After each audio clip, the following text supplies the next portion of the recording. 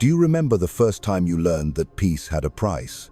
That affection wasn't freely given, but something you had to earn. Maybe it was the way your mother's voice softened only when you stayed quiet. Maybe it was how your father's anger dissolved the moment you apologized for things that weren't your fault. You learned early that love was conditional, and the condition was simple: be less, want less, need less, disappear a little so everyone else could be comfortable.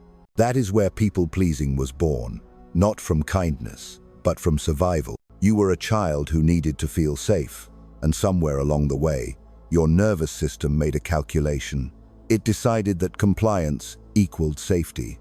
That saying yes, even when everything inside you screamed no, was the price of belonging. And it worked, didn't it? When you were small and powerless, being agreeable kept you close to the people you needed most. But here is what no one tells you. That child grew up, the threat is gone, and yet the pattern remains, running in the background like old software you forgot to uninstall. Let me tell you what people-pleasing really is.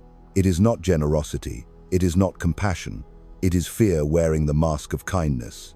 At its core, people-pleasing is the terror of being abandoned if you say no. It is the bone-deep belief that your worth is measured by how little trouble you cause, how much you can do for others, how invisible you can make your own needs. You have been operating under a single, suffocating rule: if I disappoint them, I will lose them. And your nervous system, that ancient guardian of your survival, has been reinforcing this rule for years. Every time someone's tone shifts, your body registers it as danger. Every time you sense disapproval, even the faintest shadow of it, your heart rate quickens, your chest tightens, the alarm bells ring. Your system is still scanning the room like you are that small child again, monitoring the emotional weather of everyone around you, adjusting yourself to keep the storm at bay. This is the blueprint that was written in your childhood, and it has been running your life ever since. Think about it. How many times have you said yes when you meant no? How many times have you smiled through discomfort, swallowed your truth, bent yourself into shapes that felt wrong, just to keep the peace? How many times have you walked away from a conversation feeling hollow, knowing you gave away pieces of yourself you can never get back? This is not kindness. This is a trauma response. Most people-pleasers grew up in homes where love was unstable. Maybe your parents were emotionally unavailable, and you learned to read their moods like a radar, adjusting your behavior to match their emotional needs.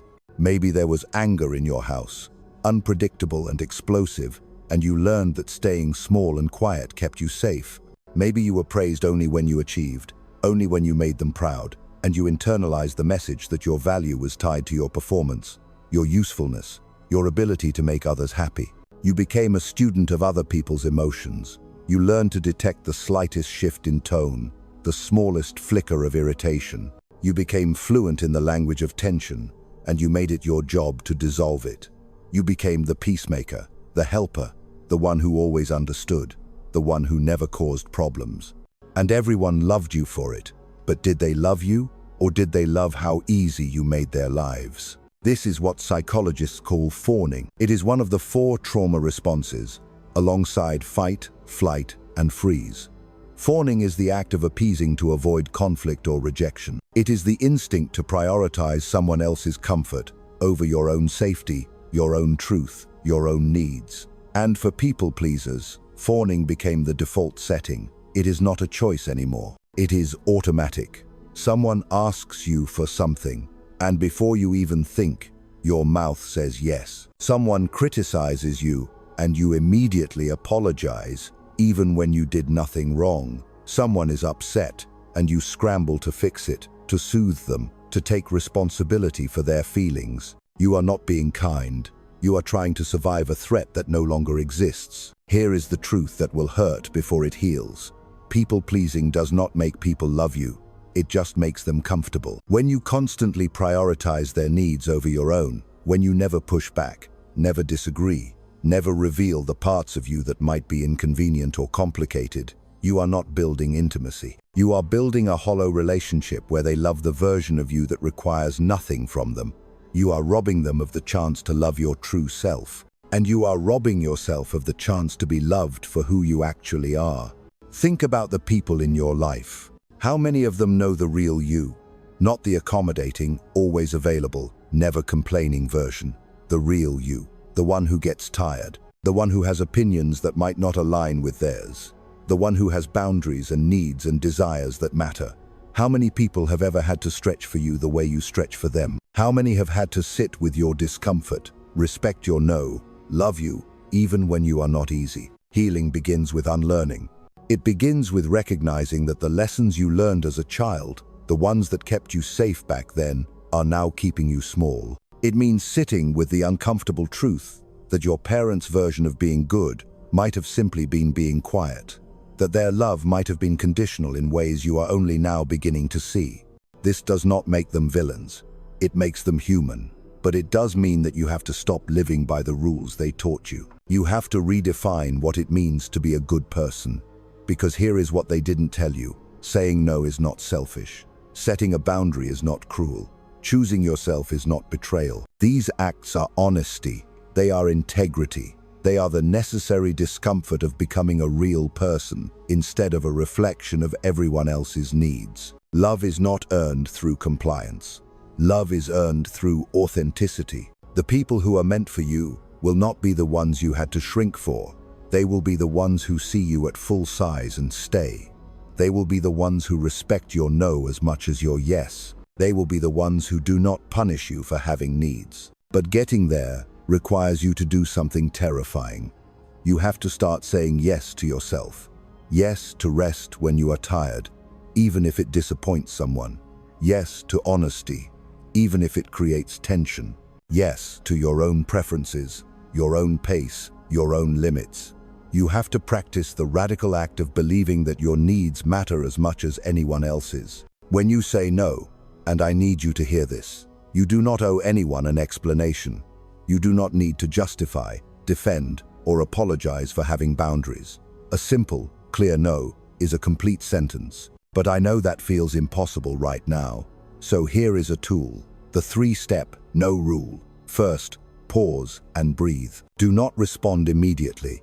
Give yourself 5 seconds to check in with your body, with your truth. Second, give a simple, clear no. I cannot do that. That does not work for me. I am not available.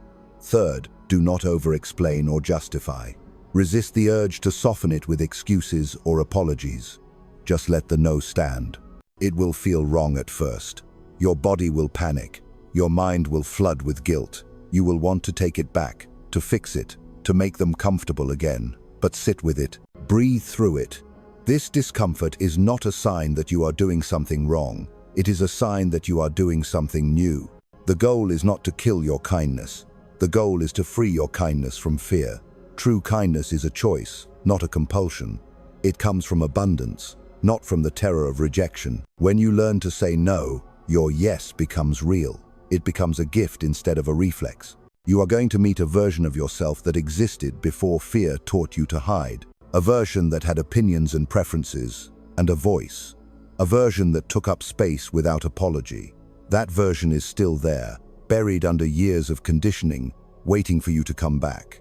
The question you need to ask yourself, the one that will guide you through this entire journey, is this: can I like myself when they don't? Let me prepare you for what comes next, because no one talks about this part. When you stop people-pleasing, when you start setting boundaries and choosing yourself, some people will not like it. They will be confused. They will be upset. They might pull away. And that silence, that withdrawal of approval, will feel like death. Because your nervous system still believes that disapproval equals danger, that rejection equals abandonment. This is the hardest part of healing. You will have to grieve. You will have to grieve the childhood you deserved but did not get.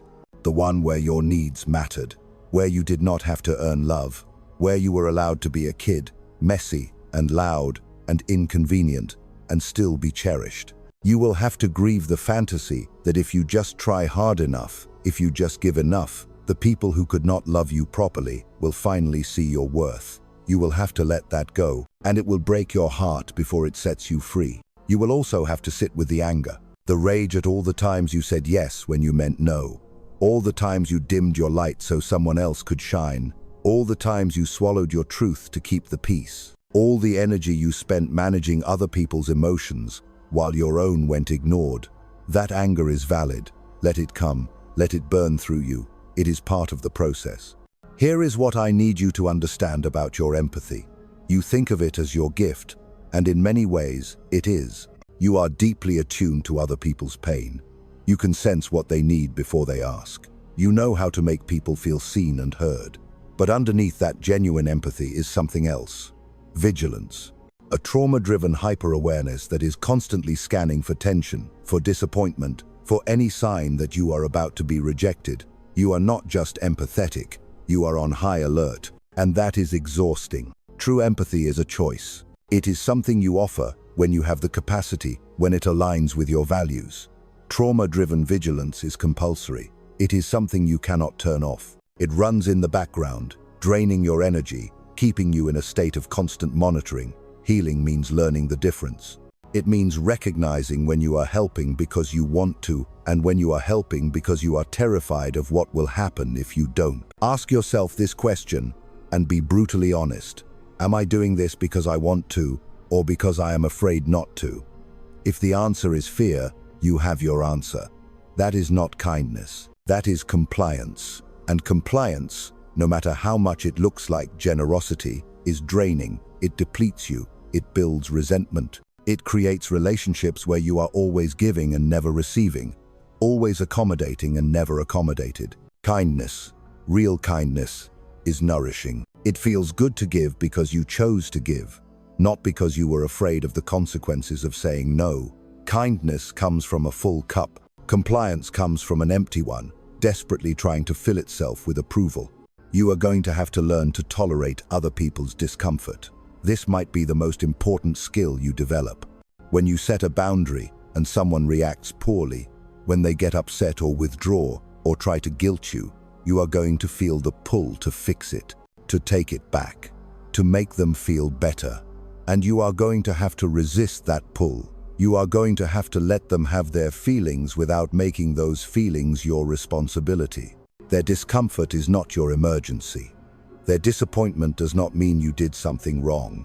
You are allowed to prioritize your own well-being, even if it inconveniences someone else, even if it makes them uncomfortable, even if they do not understand. This is self-reparenting. This is becoming the adult you needed when you were young, the one who would have said, your needs matter, your voice matters. You do not have to shrink to be loved. You did not get that protection then. So you give it to yourself now. And it starts with the small, terrifying act of stopping mid-sentence when you realize you are over-explaining. That brief pause, that refusal to justify your boundaries, that is your first act of self-reparenting. Healing also means accepting that some relationships will not survive this. And that is okay. If someone only loved you when you were easy, when you were accommodating, when you never asked for anything, then they did not love you. They loved what you did for them. And losing that relationship, as painful as it is, creates space for something real. The right people will not punish you for having boundaries. They will respect them. They will adjust. They will meet you halfway. They will love you not because of how easy you are, but because of how real you are. And when you find those people, you will finally understand what it feels like to be loved for who you actually are, not for who you pretended to be. You are going to make mistakes. You are going to overcorrect. You might swing too far in the other direction, saying no to everything, building walls instead of boundaries. That is okay. That is part of the process. Healing is not linear. You will have days where you fall back into old patterns, where you say yes when you meant no, where you prioritize someone else's comfort over your own truth. Do not shame yourself for that. Notice it. Be curious about it. Ask yourself what you were afraid of in that moment, and then try again. This work is not about perfection. It is about progress. It is about slowly, gently, building a new relationship with yourself, one where your needs matter, where your voice matters, where you are allowed to take up space without apology. Here is what I know to be true. You are not responsible for other people's happiness. You are not responsible for managing their emotions, for making them comfortable, for shrinking so they can expand. Your job is to be honest, to be whole, to honor your own needs with the same care and attention you have always given to everyone else's. And when you do that, when you finally choose honesty over harmony, something miraculous happens. The right people find you. The ones who love you for your realness, not your compliance. The ones who see your boundaries as a sign of health, not rejection. The ones who do not need you to be small to feel big. You will breathe easier. You will sleep better. You will stop carrying the weight of everyone else's expectations. You will discover that you have energy for your own dreams, your own passions, your own life. You will remember what it feels like to exist without constantly monitoring the room, without constantly adjusting yourself to fit. This is your permission slip. You do not need to wait for someone else to tell you it is okay to choose yourself. You do not need to earn the right to have boundaries. You already have it. You always did. You just forgot. So start small. Say no to one thing this week. Just one. Feel the discomfort. Breathe through it. Notice that you survived. Notice that the world did not end. And then do it again and again until your no becomes as natural as your yes. Until choosing yourself stops feeling like betrayal and starts feeling like coming home. You are not selfish for having needs. You are not difficult for having boundaries. You are not too much for taking up space. You are human. And being human means you matter, not because of what you do for others, but because you exist. If you are ready to return fully to yourself, comment whole below to share your intention, and subscribe to the channel to continue this healing journey. You deserve to be loved for exactly who you are, not who you think you need to be. The real you, the whole you, and it starts today.